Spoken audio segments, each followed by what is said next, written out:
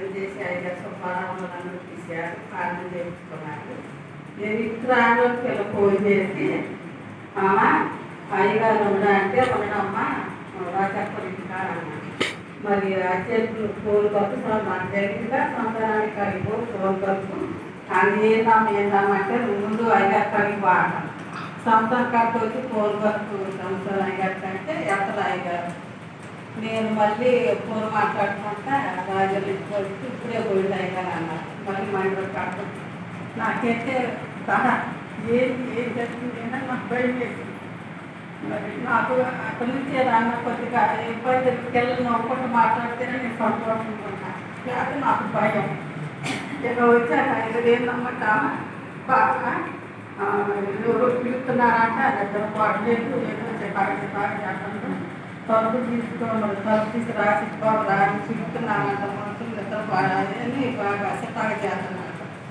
నేను అయ్యగారి గారికి వచ్చి పోలిస్తే అయ్యగారు మాట్లాడి అమ్మ ఇద్దరు వేసుకలు వేసుకొని సెలవులు చేసుకొని అని అయ్యగారు సేకరించి ప్రార్థన చేసి పడతారు ఎంతో ఏడుకున్నాను.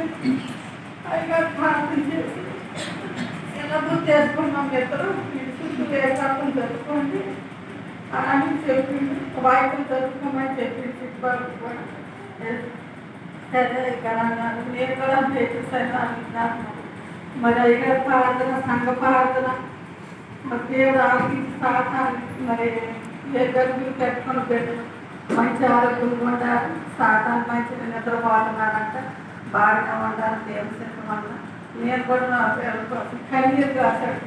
కానీ మా ప్రార్థన అర్థం కాదు. మా పిల్లలు మరి మా అత్త కూడా ఇల్లు ఉంది కాలు కొడుతుంది బాగానే ఉన్నాక కొద్ది బాగుంది ఆ మాటల్ని మరి దేవుడు అయ్యగారు ప్రార్థన మరి సంఘ ప్రార్థన మరి నా బిడ్డకు దేవుడు కాలం ఉండాలి.